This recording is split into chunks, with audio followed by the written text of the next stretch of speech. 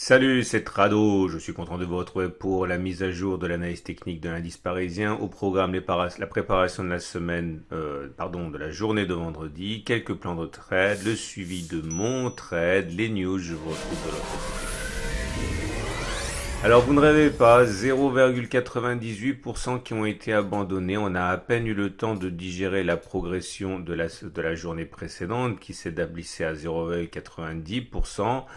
Un pas en avant, deux pas en arrière et on se retrouve sur les niveaux d'il y a deux séances et les raisons ne sont pas vraiment claires. Alors certes, les statistiques n'ont pas été enthousiasmantes mais n'ont pas été mauvaises non plus puisqu'il y a bien une accélération de l'activité et de l'emploi des deux côtés de l'Atlantique, mais il est vrai que certains s'attendaient à un rythme plus soutenu dans un contexte où la pandémie n'est toujours pas sous contrôle et que la passe d'armes diplomatique entre la Chine et les États-Unis n'est pas achevée. Certains ont sans doute jugé bon d'être précautionneux, on les comprendra. Et graphiquement, voilà où nous en sommes. Alors, je pense qu'il faut prendre les choses depuis le début. J'avais expliqué hier que, enfin tout le monde le sait, qu'on avait cassé le canal ici et que du coup l'objectif théorique c'est de prendre la hauteur du canal. Attendez, je vais le faire bien parce que sinon on s'en sort pas. Voilà. Et de prendre cette largeur de canal reportée au-dessus du point de cassure. Enfin, c'est n'importe où. C'est collé en gros à la partie haute du canal. Vous reportez la partie haute de l'autre côté au contact de la flèche, là comme ça, paf, et vous voyez l'objectif a été atteint. Alors ça veut pas dire que ça baisse parce qu'on a attaqué, on a touché le haut du canal, c'est simplement que certains traders avaient pour objectif cela et ils sont descendus, donc forcément ça fait une petite pression.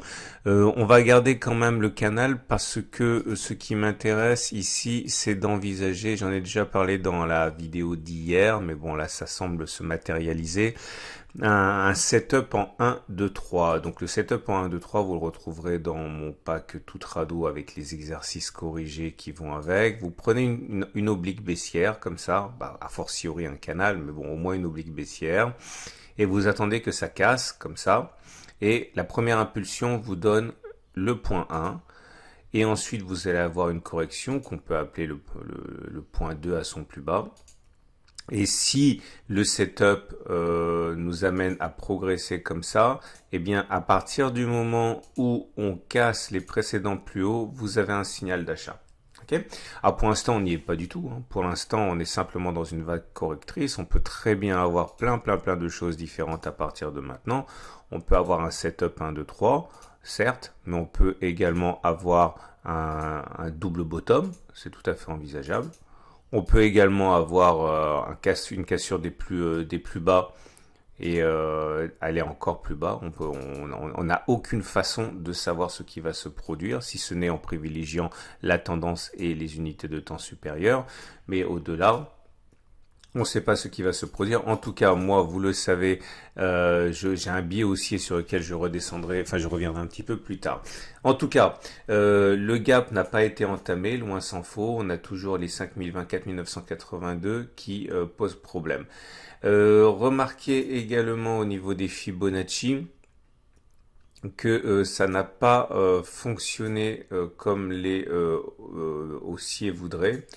Et ce qui était pourtant statistiquement ce qui se produit, puisque je vous rappelle que normalement, lorsque l'on casse un niveau de Fibonacci, comme ça a été le cas ici avec les 23,6%, plus souvent on va chercher le niveau suivant que l'on redescend en dessous du niveau conquis. Clairement, une fois qu'on avait cassé les 23,6%, on avait plus de chances d'aller chercher les 38,2% que de clôture en dessus des 23,6%. Là, vous voyez, ça n'a pas fonctionné puisqu'on avait clôture au-dessus des 38,2%. On pouvait légitimement attendre les cours sur les 50, mais c'est pas ce qui s'est passé. On a progressé dans le sens inverse. Mais du coup, ça peut être également intéressant de tracer les Fibonacci à l'envers maintenant. Enfin, dans l'autre sens, j'ai envie de dire, parce que si nous sommes effectivement dans les prémices d'un mouvement en 1, 2, 3, normalement, les haussiers vont rentrer bientôt et ils vont rentrer comme d'habitude sur des niveaux de Fibonacci pour beaucoup d'entre eux. Donc, si on prend les choses comme ça, Voilà où nous en sommes, hein. Pour l'instant, on a préservé les 38,2% de Fibonacci. Certains voudront peut-être rentrer là, ou sont même peut-être rentrés là. D'autres rentreront sur les 50%. Mais ça nous donne des choses intéressantes qu'on backtestera.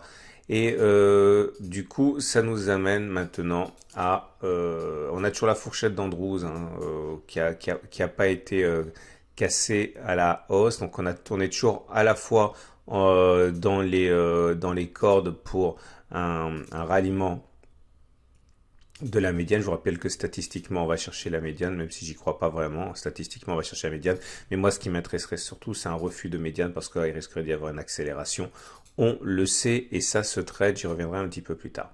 On passe aux éléments purement techniques. On va mettre en particulier le SAR parce qu'il va bientôt nous servir. On va mettre les bandes de Bollinger, on va mettre les moyennes mobiles à 50, on met les 7 et la 20. Alors toujours dans la même optique, hein, c'est que vous voyez la tendance de court terme, elle est neutre parce qu'elle est descendante, la M7, mais on est au-dessus. Donc c'est neutre. Par contre, la tendance générale est baissière parce qu'on est en dessous de la M20 qui descend et la tendance de fond est neutre parce qu'on est au-dessus de la M50, mais celle-ci monte également. Par contre, vous pouvez déjà remarquer que le SAR a été frôlé, on va dire, mais il n'a pas cassé. Et si jamais ça casse, on aura un élément intéressant à prendre en considération. Pour l'instant, c'est trop tôt, mais on peut le mettre déjà sur le coin de la table pour demain. Notons également les autres éléments techniques, mais là, il y a rien du coup, hein, puisque les indicateurs techniques rapides ont donné leur signal, on le sait, c'était il y a 3 séances, c'est-à-dire ça a progressé ce jour-là. Le CCI est toujours haussier, le stock également, le MACD a donné également son signal, mais par contre rien ne s'est diffusé pour l'instant aux indicateurs techniques lents, hein, c'est-à-dire que le RSI est toujours en dessous de 50, le momentum est toujours négatif et le MACD est toujours en dessous de son signal. Bref, pour l'instant ce n'est qu'un feu de paille, hein, ces indicateurs techniques rapides qui délivrent un signal, tant que l'on ne sait pas, tant que l'on n'a pas assisté à une contagion aux indicateurs techniques lents, c'est tout à fait anecdotique, hein, ce qui se passe. Ce qui d'ailleurs, mais par contre c'est intéressant parce que on a eu des signaux qui ont été donnés sur cette bougie au regard des indicateurs techniques rapides. Là, on est revenu sur les niveaux en question. Ça peut être un point d'entrée intéressant, hein. Je vous invite à backtester ce qui se passe après 3 séances. Donc maintenant et pour terminer, on va voir le chandelier japonais et après l'Ishimoku. Le chandelier japonais du jour, il est plutôt mauvais puisque vous voyez, on termine plutôt dans la partie basse avec une bougie qui est rouge, donc une clôture plus bas que le niveau d'ouverture et plutôt dans le tiers baissier. Bon, c'est pas bon, ça laisse envisager que l'on continue à baisser un petit peu ce genre de bougie, hein. On verra. Et donc du coup maintenant l'Ishimoku. Et l'Ishimoku va m'intéresser, vous allez comprendre pourquoi. Alors, je suis un petit peu déçu, je vous avouerai, parce que j'espérais vraiment, j'avais déjà acheté le popcorn pour le spectacle, et il ne s'est rien passé. Je me suis un petit peu avancé en disant qu'on allait s'éclater aujourd'hui à suivre de près l'issue très intéressante de la bataille de la lagging span avec l'oblique. En fait, il s'est rien passé, hein. On a subi un tir de barrage avant, on n'a pas été confronté. Donc ça sera sans doute pour demain, j'espère pour demain vendredi. Et ce qui est intéressant, c'est que si on a la lagging span qui passe au-dessus du signal, ça serait un signal fortement haussier. Mais en même temps, regardez, on est sans doute à une séance du twist. Le twist, c'est quand vous avez la SSA et la SSB qui se croisent. Alors, j'ai été interpellé gentiment sur ma chaîne YouTube en disant, mais attends, parce que ça faisait écho à d'autres messages qui avaient été envoyés. Et je dis, oui, il va y avoir un twist baissier. Mais en fait, un twist baissier veut dire que la SSA va croiser la SSB à la baisse. Mais twist baissier veut pas dire tendance baissière, parce que vous le savez, je le dis souvent. Là, par exemple, pendant toute cette époque-là, on n'était pas en tendance haussière, parce qu'on était certes au-dessus du nuage, qui était un nuage haussier, mais la Tenkan, la Kijun était à plat, le nuage naviguait à plat. Donc, si on a un twist baissier, ça veut dire, fallait bien lui donner un nom. Donc, on lui a donné le nom de twist baissier, mais ça veut pas dire baissier pour autant. Pour être en tendance baissière, vous le savez, il faut un nuage. Regardez, hein, ça c'est une tendance baissière. Quand vous avez le nuage qui descend, ici, vous avez le nuage qui descend, vous avez la Kijun qui descend, la Tenkan qui descend, on est en dessous. Et là, en fait, le simple fait d'avoir un twist baissier, regardez, hein, ça peut donner rien du tout, hein. voilà, ça peut donner un trading range. Donc je reviens sur ça. On risque d'avoir un twist baissier ici qui pourra nous amener soit dans un range, soit dans une tendance baissière forte. Mais pour l'instant, il n'y a pas lieu de paniquer, hein. Voilà. Ce qui nous amène donc au twist haussier. Alors, j'avais rien à vous proposer en données journalières, hein, rien d'intéressant, et il n'y avait pas de signaux particuliers. Donc, je vais vous donner le fond de ma pensée par rapport à la tendance de moyen terme, et vous allez mieux comprendre pourquoi j'ai ce biais. On va basculer en données hebdomadaires et regardez ce qui s'est produit ici. Ok. On a eu un twist haussier pour le coup en données hebdomadaires. Et qu'est-ce qui se passe? Que se passe-t-il, pardon, lorsque l'on a un twist haussier? Alors, vous le savez, l'idée, c'est que le twist se retrouve en fait au milieu d'une progression dans un sens ou dans l'autre, et tel que vous allez avoir la distance parcourue, le minimum, ok, par rapport au twist qui va être reporté par-delà le twist, et ça vous donne l'objectif. En l'occurrence, ici, ça voudrait dire retour sur SMA 117. Et j'ai donc backtesté avec vous les précédentes occurrences depuis. Alors, on a très peu d'occurrences parce que c'est des données hebdomadaires, on en a 10 en fait, même pas, on en a 9. Et regardez ce qui se passe. Mon pari, c'est donc qu'on va continuer à la hausse lorsqu'on a un twist haussier bien avant que d'avoir un twist dans l'autre sens. Ok? Donc voilà, vous prenez les plus bas qui sont ici. Il n'y avait rien avant. Okay. Vous prenez les plus bas et vous prenez la distance entre les plus bas et le twist, ici. Cette distance, vous la reportez au-dessus du twist et ça vous donne un objectif qui doit être rallié et qui a été rallié. Vous voyez bien. Okay, donc ça a marché. On prend un autre exemple qui a fonctionné également. Vous prenez le twist. Alors, regardez bien parce que le twist, il apparaît en fait 26 bougies en avant, hein. C'est pour ça que c'est intéressant. Si ça apparaissait au moment, ça serait beaucoup moins intéressant. Mais vous voyez, le nuage par construction, il est 26 périodes en avant. Donc au moment où le twist se produit, les cours sont 26 périodes en arrière. Okay, donc je reviens à mon exemple. Et vous avez ici le deuxième exemple là. Okay, c'est un peu compliqué, c'est pas que je prends mon temps. Voilà le deuxième twist qu'il y a eu. Il y a eu ici le twist haussier, là. Ok.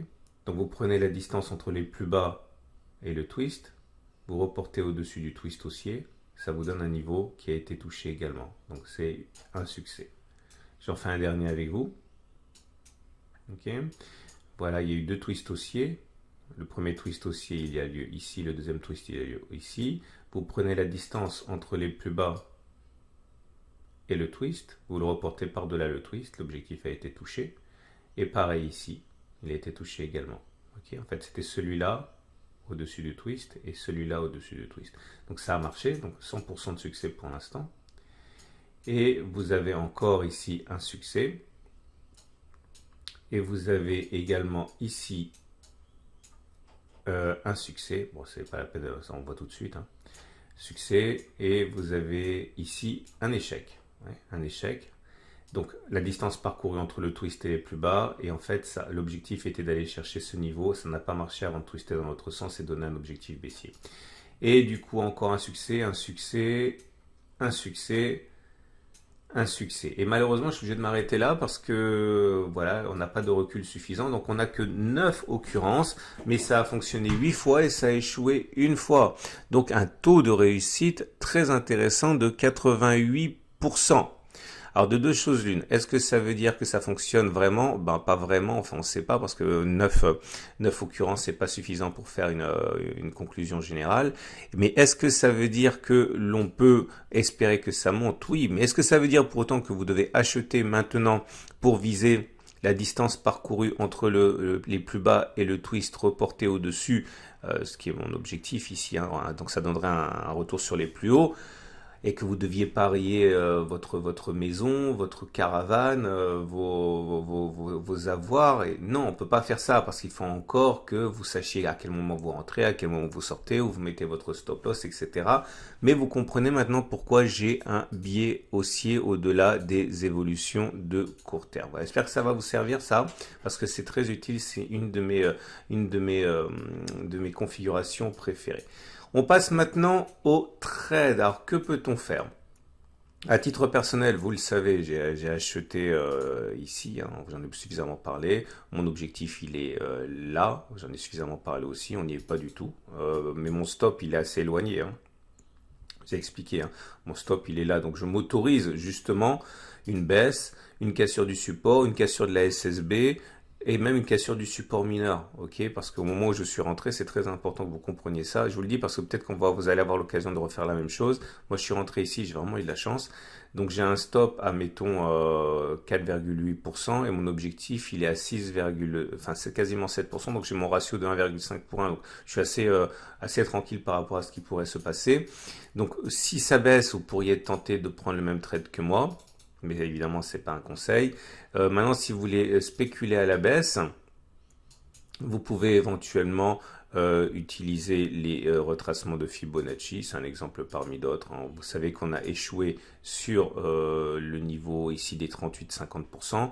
Si vous mettez un stop loss au-dessus des plus hauts, au-dessus des 50%, au-dessus de la Kijun, bon bref, ça vous amène à 2% de stop loss, un retour sur les plus bas avec 2,5% d'objectif. Bon, vous avez un ratio guéris qui est super 1, ça va. Bon, c'est un exemple parmi d'autres, de toute façon, vous avez compris, vous avez plein de possibilités au regard de ce que j'ai expliqué dans toute cette vidéo. Je vous souhaite une excellente journée.